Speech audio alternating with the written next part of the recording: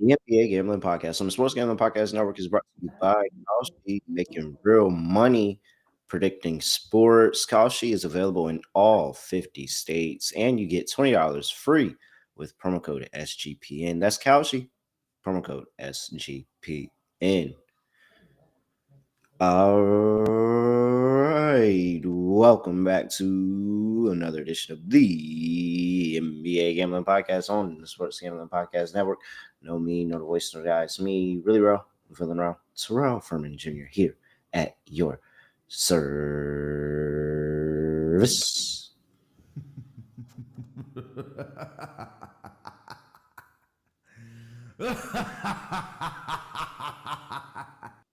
All right, with night shows comes live recaps of the sweats. Well, it's not a recap because it's live, but live sweats here.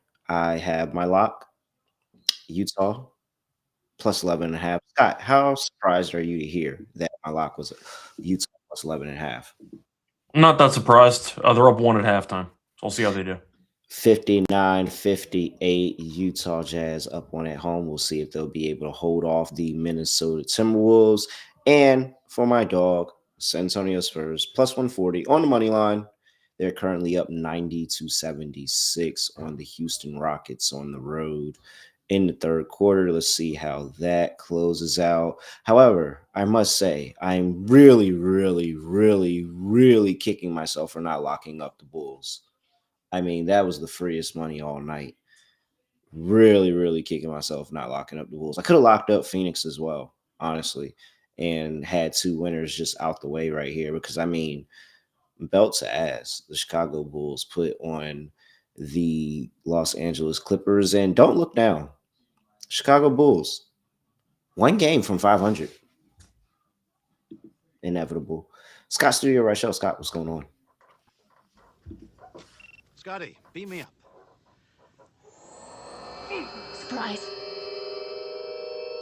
Yeah, good to be back. Can't complain. Night show. So once again, hopefully the bets you had for Tuesday are going well. Besides that, we're here for Wednesday. So I think we have 7 games. Should be fun. Yep, definitely have 7 games on the slate, ready to get through and break it all down. A couple more games still here to tip off tonight. Hope you're here. Hey, if you're listening to this on the next day and you realize, oh, wait, they do night shows now. Yes, you can come out here in the evening time. Come check us out.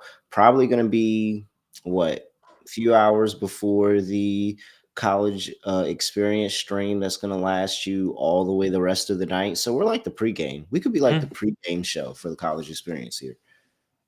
Scott, ready to go? Yeah, let's do it. All right.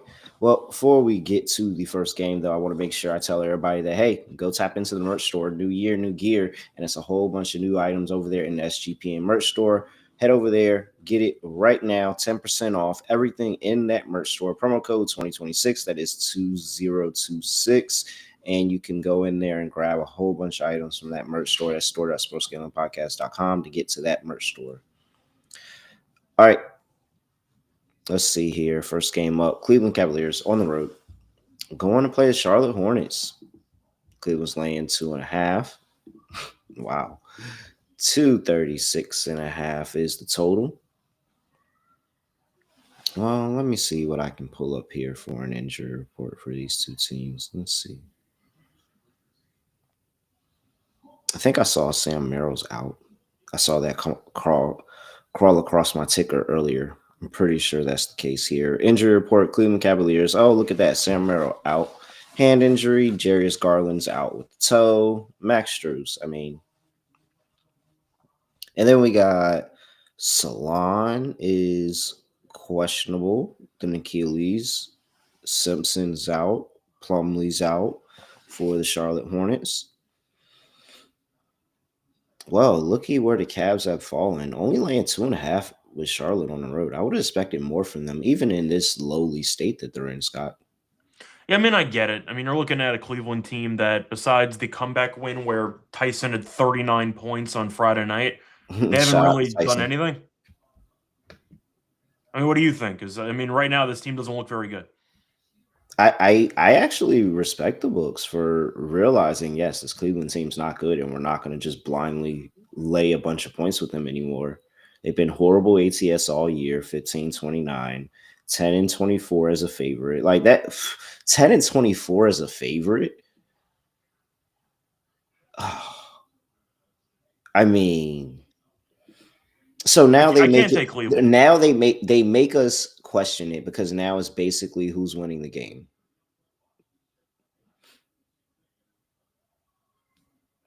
I'm taking Charlotte. I mean, do you actually trust the Cavaliers to do what they're supposed to do? Because I don't. At least the Hornets, I know, can show up with some pride. They buried Denver last game. Murray did play. Of course, no Joker, but still. They played well. I mean, they blew them out. We've seen Charlotte step up on different occasions. I think this could but be then one of we them. also see Charlotte with just a stinker. Correct. But the argument is, who do I think is right now getting the better, in my opinion, form entering this game? You could argue that it's Charlotte, and I wouldn't really argue with you. So 7-3 ATS in their last 10 games. And they're at home. So, yeah, I'll go with Charlotte. Why not? I mean, do you feel good about laying points or getting points with either team right now? Probably not, but I think you feel better about Charlotte. Yeah, you're right. I agree with you. I mean, this Cavs teams, they really got to figure it out. Yeah, they're terrible. It really starts on the defensive side of the ball and shoring that department up into, I mean, anything at this point, anything relevant. But the Cavs defensively look horrible. Once towards the bottom of the league, 28th. What is this? 28th. 123 points per game given up in their last 5 games. Like, this is ridiculous. Yeah, sure. Give me Charlotte. Yeah, that's kind of how I feel. If you want to make an argument that Cleveland should win this game, sure. Like, I'm not going to argue then Cleveland's the better team, but like, it's Donovan Mitchell has a big game. He carries. Yeah, but I've seen nothing to suggest that I should trust this team on a game in, game out basis. I'll just take the points. Maybe like they have some issues with the depth at center, but yeah, I'm with you, Scott. Give me Charlotte. It's really hard to come up with any type of argument for Cleveland these days, which is crazy. Like, the mighty have fallen. Yeah, team's just bad. Yeah, it's hard to come up with any type of argument for them. 236.5 is the total. Well, I'm not taking an under with the Cleveland defense. That's exactly how I feel. Give me a Charlotte team total over. Yeah, I agree. Cleveland can no-show this entirely, actually. There's a lot of people actually are still betting on Cleveland Cavaliers. That's shocking to me. All right. What's next here? Indiana on the road. Going to play the Boston Celtics. Boston's laying 10.5. 227.5 is the total in this one. Injury report. Let's looky here. We've got Ben Mathurin out. Obi Toppin still out. Jaylen Brown's a questionable. The hamstring for Wednesday. Minot is out. Well, okay, so Indiana's been better. A little bit of a setback, but they've been better. They actually look competent in some of these games. Boston, you could say, is still, well, for surely another level. 10.5. I mean, I'm going to take Indiana. I understand Jaylen Brown, you said before, it's questionable. So, of course, if he sits, this line might end up dropping anyway. Indiana's actually given Boston some problems recently. You're looking at the I had them outright as my dog recently. Yes, I did. Yeah, first meeting in the season, they played in Boston. They lost by 8. Second game they played, they ended up losing by 18. So they got blown out in that game. Fair enough. Still scored 122. And then the third game, they won outright in Indiana. So I do think that Indiana, even the first game where they lost by 8, that was the game they were winning for about 2/3 of, 75% of, and they eventually fell apart in the fourth quarter. But Indiana's hung in there more often than not against this team, and Jaylen Brown might not play. So I'll actually give it to Indiana. I think 10.5 is a lot of points, especially if Boston's missing their best player. But is he not playing? Well, the point is, even if he does end up playing, I still think Indiana can backdoor this. And at the same point, if he doesn't play, I feel good about it. So I'll go for Indiana. My fear is that Indiana goes on the road. And They I get mean, smacked if this they're on the bet road. was, yeah, it was so much more fun when it was at home. Yeah. And it was like, okay, I'm taking a road Boston. Like, Boston could very well just hit a bunch of threes and kind of just accidentally cover this. And that would be annoying. They could also brick a bunch of threes and lose outright. If you want to play Very that much game. so. Pascal Siakam has the matchup. Now that I know Jay Huff as well has the matchup against this team. Yeah. I mean, you don't got to sell me too much on fading Boston Celtics. So, all right, give me Indiana plus 10.5. You pulled my arm, Scott. 227.5. I think I'm going to go under because if I am picking the Pacers to keep it close, I think Boston's going to brick some shots. So I'll go with the under in this game. I mean, I'll ask you, do you think that Indiana keeps a game close if it goes over? Probably not, because that means Boston's walking into like 130. So I'll go with the under. I think it's pretty correlated. Dear God, the Daily Gambler in the chat said, who wants to take a shot for every three-pointer that Keontae George makes in the second half? Well, Keontae is on a heater in pretty much every game he plays, especially tonight. So who knows? Some people have to go to jobs in the morning. So I don't know about that one. Keontae's on fire. I'll do a shot of water. A shot of water. I got you. Shot of water. Okay. Yep, shot of water. I might, for a little razzle dazzle, throw a little something in there, sprinkle a little something in the water. What does that even mean? Like a Mio energy packet? What does that even mean? I mean, it could be anything. It could be a Mio energy pack. It could be a little Kool-Aid shaker, like maybe a little Gatorade powder. Like it, you never know. You never know what powder substance. I'm making sure though, when you mentioned that, you didn't mean like you're going to put some alcohol in the water because that just sounds horrible. No, that sounds disgusting. All right, I'm making sure we're on the same page here. Okay. So like maybe a part of a Kool-Aid packet, Crystal Light, something like that. Whatever's in the little bag. There's a baggie that's in the house, and it has a whole bunch of assorted little things, and you just grab one, open it up, and yeah. All right. Dear God, we gotta talk about the Knicks. Hold on. Well, let's get through a read before we talk about the Knicks. I'm not ready about this. Oh, do you like the under? Because I'm assuming we agree on this. Yeah. I mean, how do the Pacers keep this close if it goes over? Yeah, the Pacers struggle to score. Yeah. Like, really, at times, it feels like it's a lot of, like, Pascal Siakam and then Andrew Nembhard just kind of getting somebody open. But, like, they really do struggle to score at times for, Rick Carlisle to be this offensive genius. I just think they have to drag the game down in order to keep it close. Yeah. They've been better defensively, though. Credit Indiana. All right. And this was like 98, 96 the last time out. Ballpark. Yeah, exactly. 98, 96. Yeah. Hey, man. Hey, when I hit a bet fate in Boston, I remember it. All right. Avo, the best sports betting tool that can help you make a profit every time you decide to place a bet. You can go in there and lock in both sides of the line and, hey, get you a nice middle and secure you profit no matter what happens. They do that by spotting arbitrage and plus EV opportunities for you. So head over there. Plus, they have a really cool, clean dashboard, super easy to use. And if you're listening, you're like, oh man, what is this guy talking about? But making money, I'm for it. Well, just go check out their Discord, AVO official on Discord, and you can go look into the information, see people who are doing this and having success for themselves and get that success for you. So head over there to avo.bet, use promo code SGPN for $18 off. That is avo.bet, promo code SGPN for $18 off. We're also about to be at Kalshi, a real money prediction market, legal in all 50 states.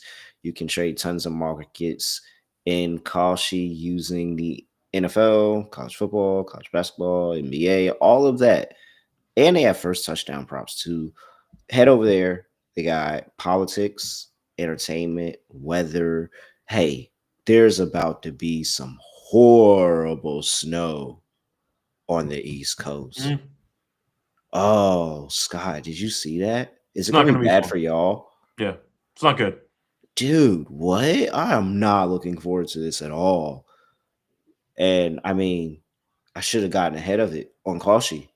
Make sure you head over there to Kalshi. New Kalshi customers get $20 when they use promo code SGPN. That is Kalshi, KALSHI, promo code SGPN. Oh, Scott. Not looking forward to that snow. A foot of snow in the Carolinas. Does not happen ever. And it was funny because somebody sent me like, hey, look at this. It's going to be 5 to 7 inches of snow this weekend. And then I go look and it says a foot. Yeah, but remember though, with Kalshi, you can gamble. You can predict how much snow you're going to get. So you can make some money on it. That would be the only good thing to come out of this. I may put a prediction in because hey, it's been from anywhere from 5 to 12 inches this whole day. So got a good range that I could hit from. All right. Pause. Yeah. Great. I had to throw that in there. Brooklyn Nets on the road going to play the New York Knicks. Knicks laying 11.5, 228.5. I'm sorry, 224.5 is the total injury report. And we have, I mean, honestly, it doesn't really matter at this point. Some Knicks might be there, just not mentally, but they might be there physically. Dayron Sharp, questionable.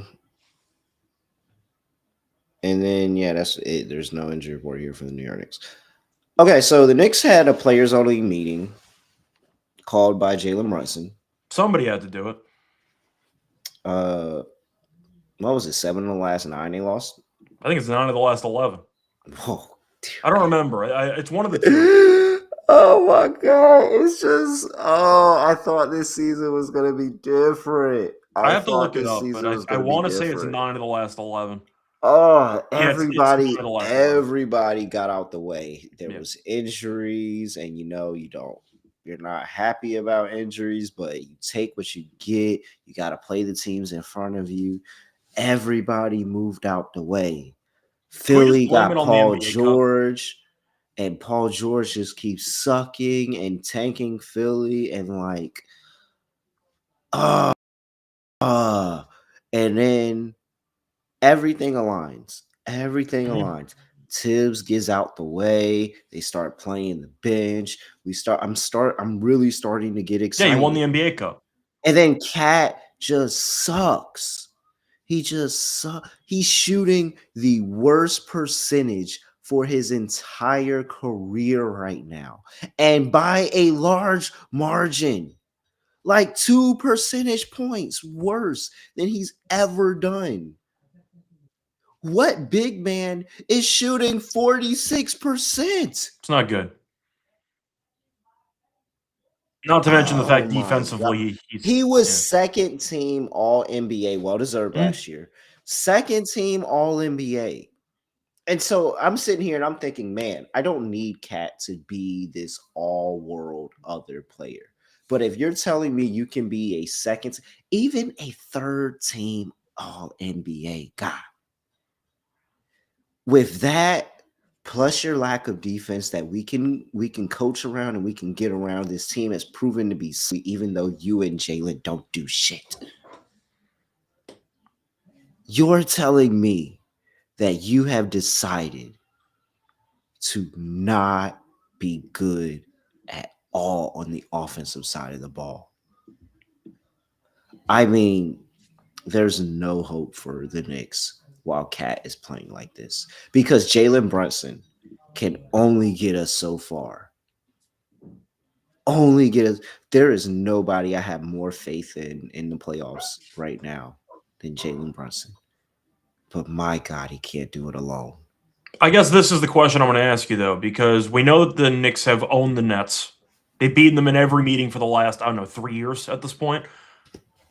Do you think the players-only meeting, even in the short term, is going to accomplish anything? Because long term, I still think that Cat is untrustworthy. I still don't like this team defensively with Brunson and Cat playing so many minutes together, which has been an issue for years. It's not going to change. So we both texted about it once you heard about the players-only meeting. And you're kind of in agreement with me that anything that corrects itself is kind of a Band-Aid on a serious injury. And at some point, somebody's got to go. Mainly Cat. But in the short term, do you think this doesn't? Not necessarily somebody has to go, because there's nothing that you can really do. The only thing you can do is pray. Pray to whoever you pray to. And if you don't pray to somebody, find somebody to pray to. Idolize somebody and pray to them. Pray that Cat plays better, because that's the only option at this point. You just have to be good. You like come on. You don't got to be great. Just be good. He's not serviceable right now. And the issue for the game at hand, we'll get to the actual talking about the game. The issue for the game at hand is that Jalen Brunson called the meeting. Yeah. So do you think they talking about defense anywhere in this meeting? I don't even know if it's an offense or defense thing, or it's just a matter of pride. But because it feels like none of the players are engaged at all at anything that they're doing. So you can argue that besides the actual schematics offensively and defensively, it's just a matter of recognizing roles and buying in. It's a classic cliche term, but it feels like none of the Knicks are buying in, and it feels like everyone's kind of just going through the motions, like autopilot kind of thing. I think that's the biggest issue. I think the problem isn't offense or defense specifically. Yes, those are issues too, but it just feels like this team has no identity, no toughness. It just feels like all of the characteristics you need and expected from a winning team that kind of had Thibodeau, who instilled that for years. Mm-hmm. You're hoping it carry over, and it just really didn't. Right? I mean, do you think it's a matter of offense defense, or is it a matter of just know your role and actually do something? Oh, well, it's definitely a matter. Oh, it's definitely a matter of defense right now. The defense is astronomically abysmal, but they've also had issues in the training camp of adjusting to Mike Brown's defense and how he wants to play the defensive side of the ball. And I can understand, hey, that's probably a part of the meeting of we got to lock in with Coach Brown and what he's trying to do and start playing like that. However, I don't think it's going to be it's not going to be solved overnight. I don't think it's going to be solved by one players only meeting. Maybe they fix it for a game, but I mean,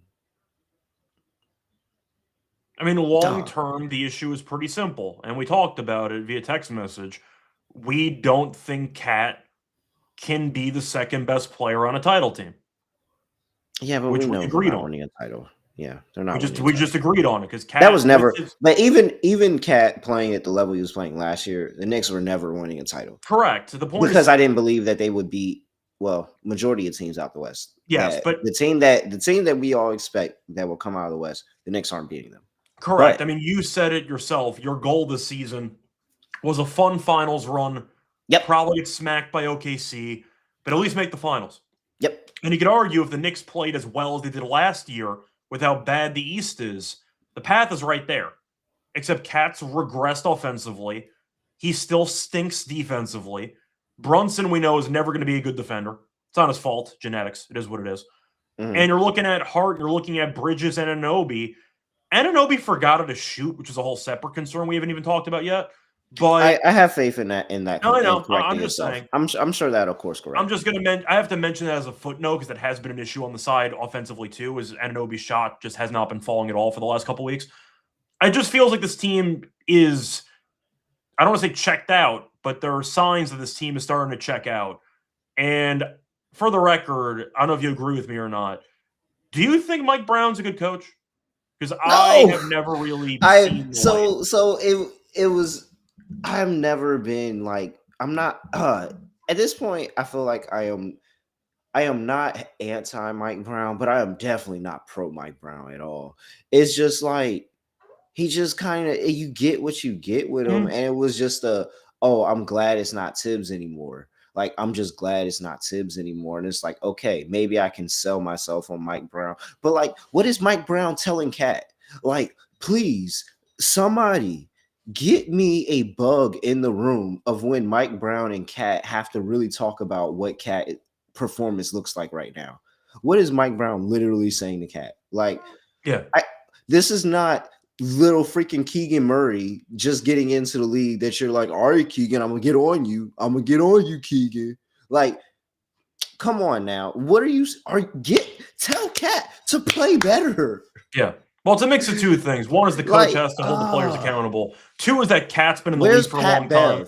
Somebody give Pat Bev an assistant coach contract right now. Just to curse the players out to get them to play better, basically. Just Cat. I don't even need. Don't talk to anybody else but Cat. Just go talk to Cat all day. Can we give Anthony Edwards an assistant coach contract? The point that I'll make here is, look, I think the Knicks at the end of the day have a lot of talent, but I do think their star players are flawed defensively. Cat's offense is falling apart, and they rely on him pretty heavily for spacing purposes. And if the shot's not going to fall, then they got problems anyway. I do think part of the issue is also Mike Brown, who has never been a good defensive coach. You could argue that offensively he's done some things, but also when you look at his career, it just hasn't worked out in a bunch of different places. So I was really not high on Mike Brown. I was high on the unknown factor. It was would you rather have Thibodeau or an unknown anybody else or anybody else? No, it's the Family Guy bit. Would you rather have a yacht or what's in the mystery box? And it's like, yeah, a yacht's a yacht, but a mystery box could be anything. It could even be a yacht. Like, yeah, it's the same thing. Like, they had a good team with Tibbs, which I think we'd agree has a certain ceiling to it, which is normally a second-round elimination. I know they made it to the third round last year, but normally a second-round elimination. And the Knicks said, we're paying so much money. We traded the entire farm for Bridges. We're paying Cat a ton of money. We're paying OG a lot of money. We got to do more. And they decided, you know what? We got to try the mystery box. And right now it's not working. But that's kind of what they went for. They chased the unknown over the known second-round exit. Is that a fair statement? Yes. I also wanted to also be said, I actually truly don't care what the Knicks possibly could do in the regular season, but I'm just saying Cat's play right now is not indicative of Cat being good in the regular season. Brunson could be playing like absolute shit right now. He'll still give you 35 in a game too. And I will believe there has been nothing that has ever said that Brunson, when healthy, is not going to show up in the playoffs. Cat, however, I have no reason to believe that Cat is just going to flip a switch and be good when it comes to playoff time, and that's going to be why the Knicks lose. With that being said, Brooklyn plus 11.5. There is no way you can lay this amount of points with the Knicks right now. Good luck if you would like to. I think I agree. If I was going to take the Knicks, I would take the first half. If you're not going to show up in the first half after a players-only meeting, just go home. What's the point? Now, the Nets could backdoor this. The Knicks can let the game get a bit dicey late. But I do think if the Knicks are going to cover this, it would be the first half. That's kind of my angle on that. No, I'm not going to lie. Me personally, I would probably take Brooklyn plus. Oh, no, I didn't say I was going to bet the Knicks in the first half. I'm just saying I prefer the first half over the full game. I'll go Nets plus 11.5. I wouldn't even say that. Give me the full game over the first half. I think the Nets can come out there and jump them in the first half. They're not going to. Yes, because then they're going to go into the locker room halftime and be like, yo, what was up with the players only meeting? And that's when they'll probably lock in and probably go in there and win by like 5-6, and they'll think that they did something because they battled back and overcame adversity. And Mike Brown's going to come back into the press conference after all and talk about that was a tough win, tough Knicks win, gritty. We were able to go in there. We put ourselves down in the beginning. Like, I can hear it. I can hear it right now, and it's so annoying. Like, so if you ask me, I think that they're not going to be locked in at all early. All right. Well, either way, we both agree on the Nets. Yeah, I think the Knicks win the game, so I don't mind Knicks 1-10. No, I actually think I think they could lose. Like, I'm not going to use that as my dog for the show because they can easily, if they lose to Dallas by a ton with Dallas missing half their team, I'm not going to back them under any circumstances. But I do think the Knicks win the game. I don't mind 1-10, but I am going to go with the Nets because the Knicks could easily no-show this. And if they no-show this game though after the players only meeting. They could. At this point, you should just nuke the team. Like what are we doing? They absolutely could. And yeah, they absolutely could. My gosh. I mean, it's just looking at what Jordan Ott is doing over there in Phoenix and just like he's getting them to play defense. Like they're good. That was a name that but they wanted a guy that was established. And Jesus Christ, plus 450 on the money line for the Brooklyn Nets. For me, Scott's on the 1-10 for the New York Knicks. I think there's a good chance the Knicks could completely just derail here. If they They're derail, not then they're playing going to have good. serious problems the rest of the season. They already have problems, but at least one game against a team that you've owned. If you don't show up for this game, at this point, nuke it. That's kind of how I feel. Yeah. Yucky stuff, man. All right. Hey, man, come on. It's not so many times both me and Scott's teams get to play. We get to sit here and enjoy this one. Oh, no, I'm rooting for the Knicks to win. I want the better draft pick. So I have no incentive to root for my team here. Maybe, let me stop. All right. Detroit on the road, going to play the New Orleans Pelicans. Pelicans catching 9.5, 232.5 is the total. All right. Let's see what we can dig up here. Jesus Christ, look at that record. Beautiful. Beautiful. Herb Jones, questionable. Jose Alvarado out. That was a hell of a win by the Pistons against the Celtics. Very impressive. Cade played like garbage for most of the game, and they still won. Very nice. Duren. Well done. Well done. Shout out to Duren. Shout out to the Pistons on the defensive end, man. A lot of really big plays and throughout that whole game on the defensive side of the ball for them. The blocks have been just insane for the Pistons, leading the league in blocks. That was the main concern with the team was if Cade has an off game, can they find a way to win? And they beat Boston with Cade having a really bad game. So extra credit because I did not think they would win that game if Cade was off. And Lonte and I picked the Pistons to win. They didn't cover in the game, but we thought they would win the game. It was a very, very nice win. It was a gutsy win from what should be the 1 seed in the Eastern Conference. That's a very important win. All right. Now they're tough number on the road. 9.5. Pelicans haven't been good. Only covered 3 of their last 10. Been better at home. 14, 10, and 1 ATS, but really hasn't looked good. Hasn't been good solidly, defensively, consistently at all, honestly. Just giving up a bunch of points. Points in the paint, still a big issue. Derek Queen's, he's not going to figure this out this season. And so we just know that you play your bigs against the Pelicans this season. That's not getting figured out between him and Zion. They're just not going to – there's no way they're stopping anybody on the inside. So a lot of points in the paint versus the Pelicans here. I mean – betting Detroit just doesn't let me down consistently, man. They play hard, play defense, they win games. I Do you can think it's understand. a letdown spot, though? Yeah, and that's what I think. Like, it could be like some kind of little letdown. And so maybe this isn't the one that's like the lock of the show, but like, I mean, I'd rather chance a letdown with Detroit than have any faith in what the Pelicans are doing right now. Yeah. I mean, they're 10-35. I like the But team not total even under. that. They were 10-35, but there was a point in time where like they were covering games, they were going out there. Well, they won 5 in a row. They had won 5 in a row at one point. Yeah, and now it just looks like they're out of that again. Yep. And I mean, yeah, they covered the number against Houston, but like it wasn't pretty. Yeah, give me Detroit. I'd rather take Detroit. I'll take Detroit Pistons. Yeah, I'll be different. I'll go with the Pelicans team total under in this game. I'm going to read off Detroit's defensive numbers recently in terms of points allowed. 103 to Boston, 78 to Indiana, 105 to Phoenix. They lost to the Clippers and only gave up 98 points. 93 to Chicago, 90 to the Knicks. They're barely giving up 100 to anybody. This team defensively has flipped a switch back to like 2009. Like they're giving up late 2000 scores recently. Give me Pelicans team total under. I'll ignore Detroit offensively, but defensively, this team's nasty. I think that they get after it. Give me Pelicans team total under.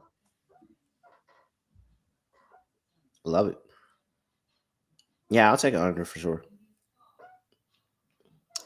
I think I prefer the Pelicans team total, like you said, though, rather than because Detroit could just run it up.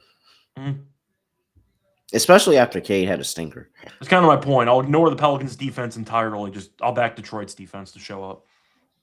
Like that. Like it. All right. 3 more games before we get to that. Underdog. Hey, make sure you over there check them out. You can take higher or lower your favorite players' fantasy stats. It's up, Cat. And you could win up to 5,000 times your entry. Plus, Underdog is bringing the playoff magic all playoffs long. So make sure you go check them out in the NFL side. Underdog's got a brand new offer for new customers. Play $5 and you can get $75 in bonus funds when you sign up with promo code NBA SGPN. We're also brought to you by Rhythm. Make sure you check out Rhythm. They're killed it in the NFL playoffs. They're killing it in college basketball, killing it in the NBA. You can go over there, use the house models or make your own models, play around with the sliders and see what you can do. Looking to go premium, head over there to Rhythm. Use promo code SGPN25 when you download the Rhythm app for 25% off your first month. That is download Rhythm and use promo code SGPN25. Ooh, need to change these contacts. All right. Where are we at? Atlanta on the road. Going to play Memphis. Memphis is laying 2.5. 237.5. Should we play the drop for this game, by the way? No. Atlanta's got 20 wins. It's only 5 games.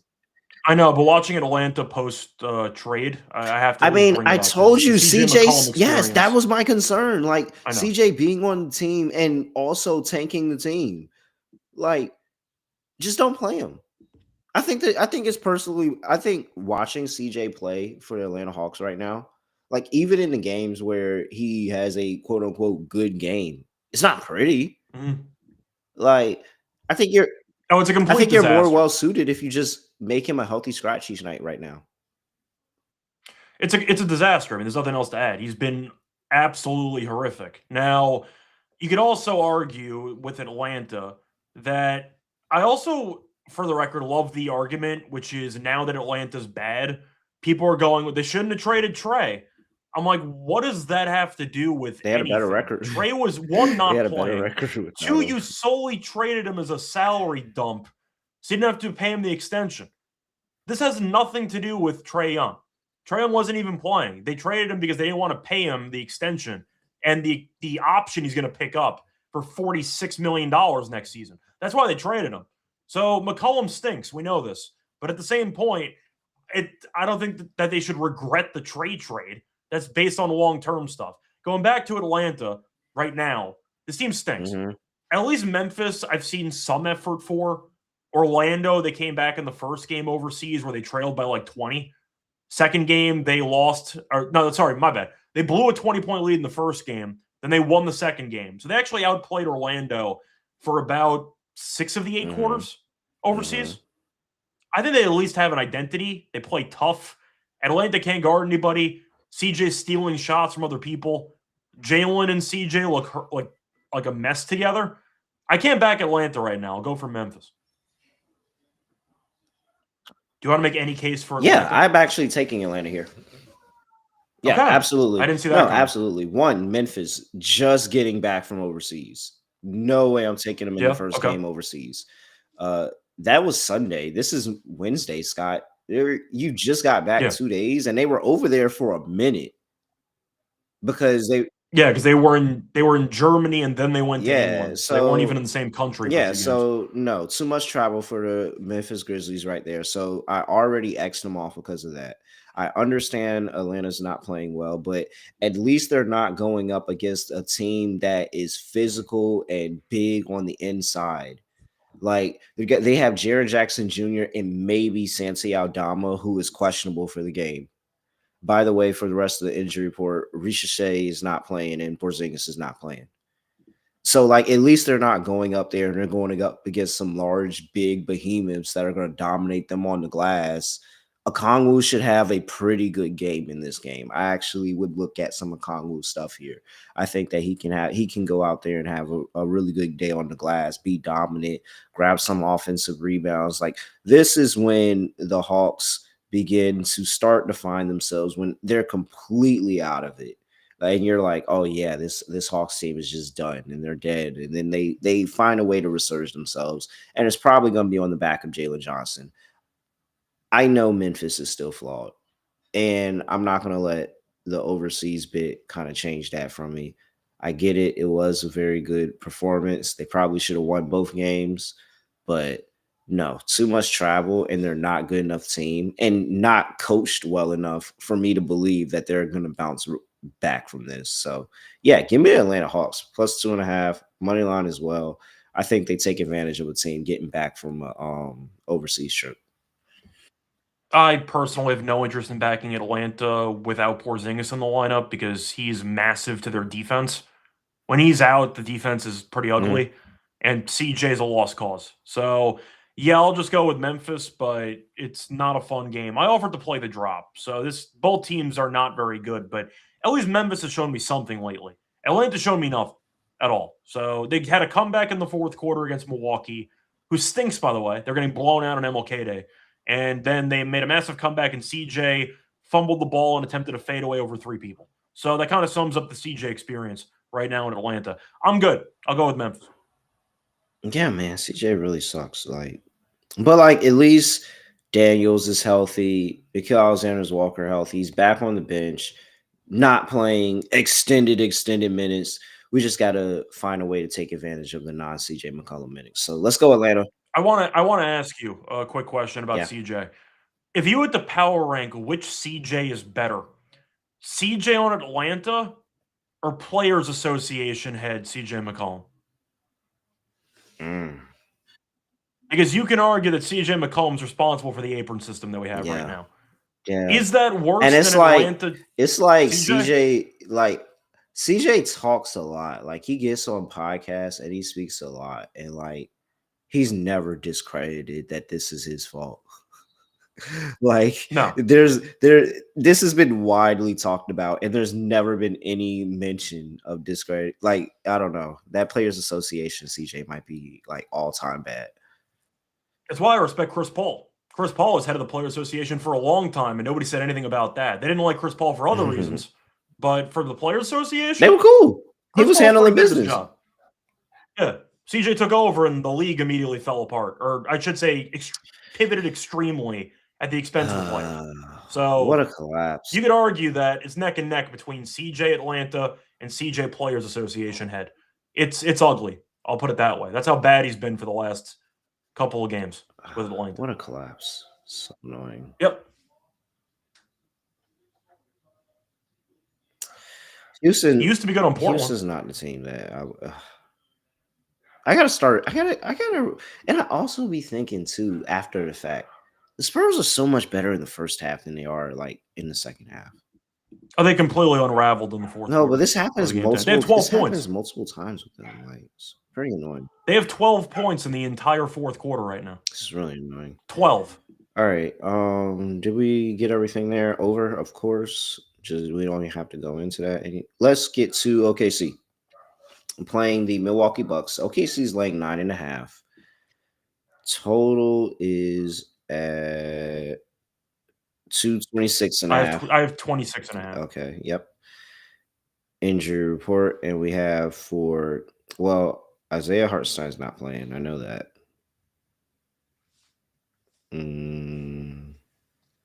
Oh crap! Come on. I don't even know if the injury report matters too much to me, to be honest. I kind of made up my mind as soon as you said it was playing. Yeah, no. And honestly, I think this is I mean, okay. Caruso is also out. Jay Will is questionable.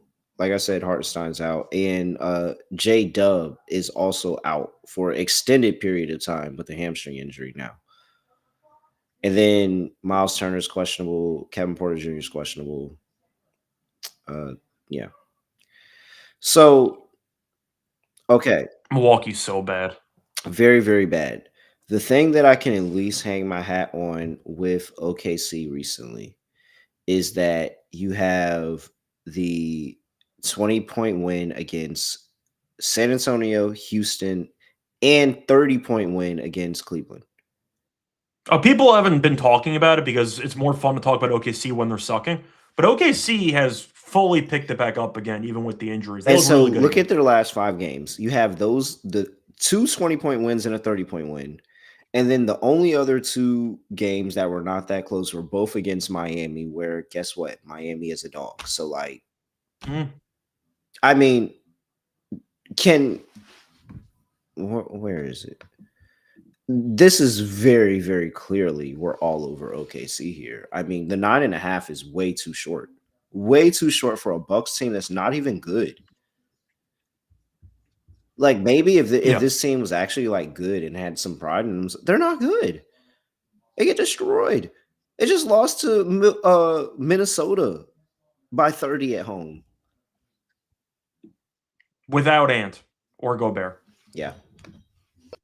I mean, I have to include that part. Like Gobert and Ant didn't play.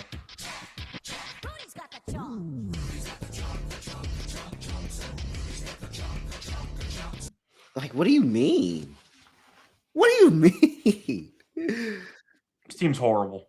And I get it. I get it. This is very, very. If you're a Milwaukee backer or you're trying to talk yourself into Milwaukee, you're just basically saying, okay, OKC is extremely, extremely injured. There's no J-Dub. Isaiah Hartenstein is also not playing. Alex Caruso, big man off the bench, defensively gives you all that. Absolutely. My counter to that, this Bucks team, like, if you watch this Bucks team actually play basketball, Giannis cannot carry this team. This is not this. No. Giannis has carried teams in the past, but at least those teams were able to like think for themselves. This team without Giannis is legit pacing for the bottom worst in the East. This version of the East, like they are really, really bad, and it actually looks bad with Giannis on the court at times, and that's probably why the trade rumors of Giannis are spiked up like never before, because like the team is so bad and it's nothing but their own fault. So like they should trade him. I mean, what's the point of keeping him? You've proven this entire season that when Giannis plays, your team's still not very good. You're nowhere near a championship window. Like light years away. Bad. Light years away from a championship window. It's not just getting one player and oh, we're there. Like, oh, we get one star player, oh, we're there. No, the team sucks. So, I mean, OKC by 1 million. I have no faith in Milwaukee to do anything, so I'm on OKC too. I'll take the over because I think OKC could legitimately accidentally score like 125. Yeah, they could. I mean, I'm not a Miles Turner guy, but if he's out, there's no rim protection on this entire team. Giannis's block numbers. Now, maybe if Turner's out, then Giannis pivots more into a shot blocker role. Giannis's blocks have been pretty awful recently, so I don't think they have much rim protection. Giannis this season is only averaging 0.8 blocks per game. He's usually north of 1. The average is 1.2 in his career.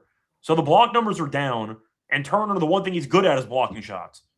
So have fun trying to guard Shea in isolation and have fun trying to stop layup lines because I just don't see that happening. Mm-hmm. And Doc Rivers stinks. Horrible. Yeah. Toronto on the road. Going to place the Sacramento Kings. They're both playing right now, for the record. Yep. Toronto's burying Golden State, by the way. They're up 25 in the first half. Second leg of back-to-back, man. And Butler's injured, too. So should have committed more to Toronto, too. Damn. Toronto's smacking them right now. But also, the Jimmy Butler injury hadn't happened. Like, literally, when the Jimmy Butler injury happened, I was like, oh, yeah, Golden State's so screwed tomorrow. Oh, Toronto's laying 5 in Sacramento. 220. Oh, yeah, 223.5 is total.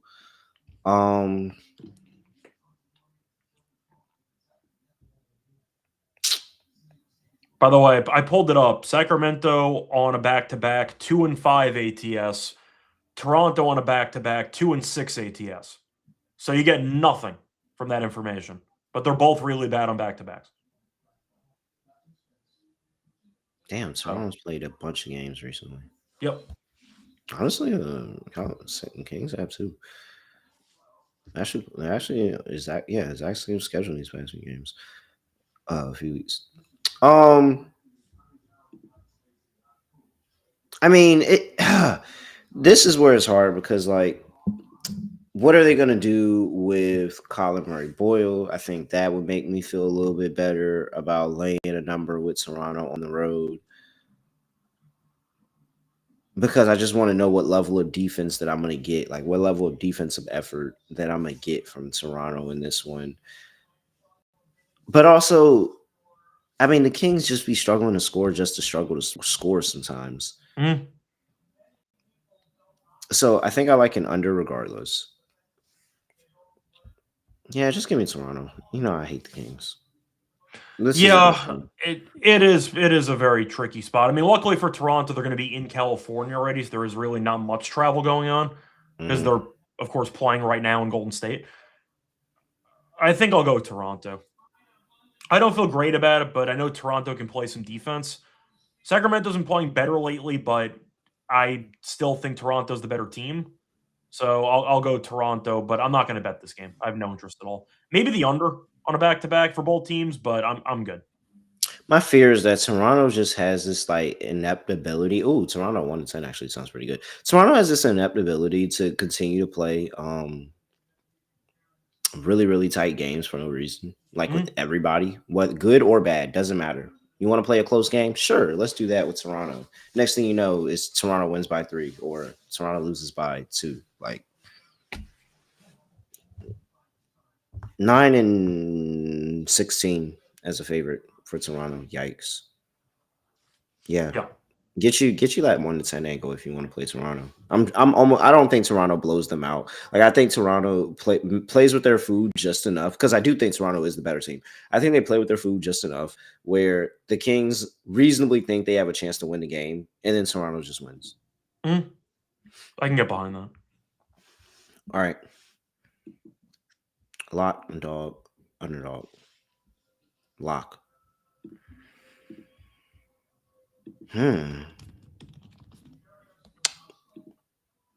OKC -9.5.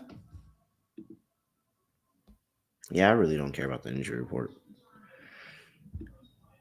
Dog. I wish I had a first half number on Brooklyn. I would look at the number, and the number would probably entice me to actually taking it. And I can just look it up right now and tell you what it is. It's not out. Well, at least I don't have it out for me. Let me see what I can get. Sorry, let me just quickly check something. First half.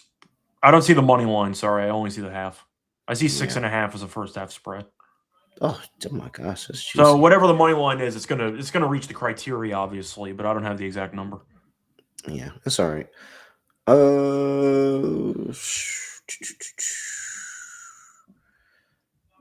Yeah, I'm fading the team that's coming back from Europe, man.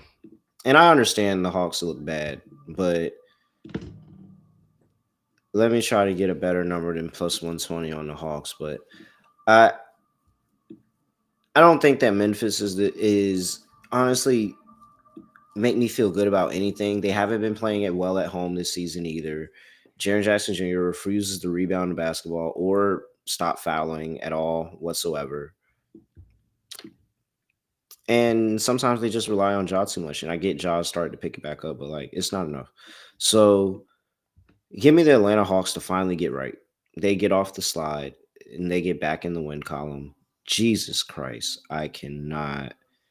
Okay, so I will take the Hawks on the money line, and I will parlay it with what's something else that I like on the slate to get me above the number.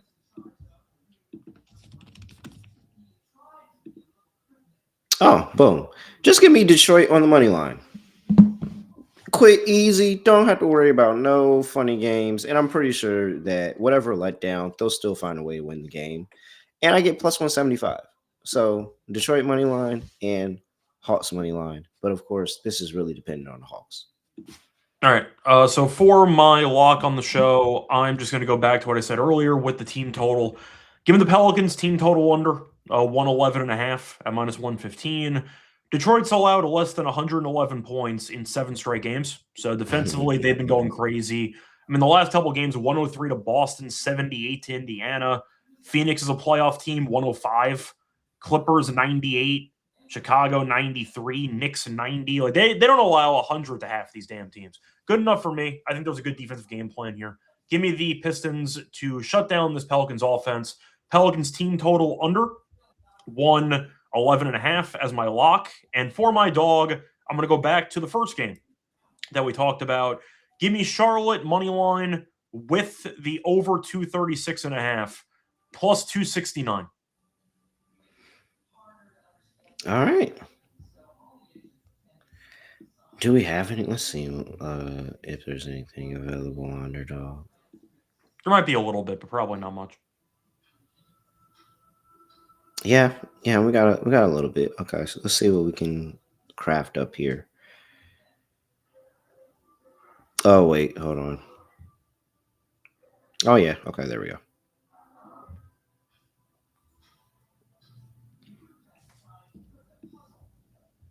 All right, just shout something out, and we'll see if it's available or not. All right. Well, if we're going to start somewhere, you did want the Cade bounce back game. So do you want to go for Cade stuff? I don't know. I can see a Cade bounce back game. Am I locked into the Cade bounce back game? Not 100% certain. Okay. What I feel good about is Pascal. Let's go back to Pascal Siakam against Celtics. Okay. For Siakam, I do see stuff on Underdog. I see his PRA is at 34.5. Points are at 23.5. Rebounds are at 6.5. That can intrigue me. I also anything Michael Porter Jr. will intrigue me. 24.5 points. I think that's a good line. Okay. You know what? Let's start out with Siakam. Let's do the rebounds. He had 8 rebounds against the Celtics the last meeting. That's good enough for me. All right. Siakam higher 6.5. What spicy too? Higher 6.5 rebounds. We can OKC Shea 31.5 higher. Okay. Especially no J-Dub. Yeah. And then oh yeah, we can't. There's nothing in the Atlanta game. Dang, I was gonna talk with Congo. No. Okay, what was the other one that we said? Well, we were still looking for another one. Oh, you mentioned Kate. What's Kate at? 24.5. 24.5 versus New Orleans. Well, I guess. It is a good matchup if he's going to bounce back. And, Kate likes to get to the rim. And there's no rim protection at all. All right. 24.5. Cool. Pascal Siakam, higher, 6.5 rebounds. Kate Cunningham, higher, 24.5 points. And SGA, higher, 31.5 points. Add that all into Underdog, shake it up, and you're going to get 6.13x. $100 gets you $613 over there at Underdog Fantasy. Make sure you use that promo code NBA SGPN. All right. I won't bet the Kings, so live betting the Kings is definitely out. Eddie's in the chat. I mean, the Heat never make it easy in the second half, so it would not shock me if they blew this lead, but who knows? Yeah, I can't. I mean, I can't get behind the Kings, man. Can't do it. All right, Scott. Anything else for people before we get out of here? Not really. Hopefully, you're enjoying the night shows because we're going to keep doing them. So hopefully, you enjoy it. We are. This is a new normal, so get used to it. Wish I'd be able to change that, but not right now. All right. With that is it. I have nothing else to say, nothing else to do. Make sure you won. Hey, follow him at Reichel Radio. Follow me, really well __. Make sure you give us a 5-star rating and review wherever you get your podcast. And like, comment, subscribe on the YouTube as well. YouTube.com/NBA Gambling Podcast. And with that is it. I have nothing else to say, nothing else to do. No other way of ending podcast. Just going to end like this.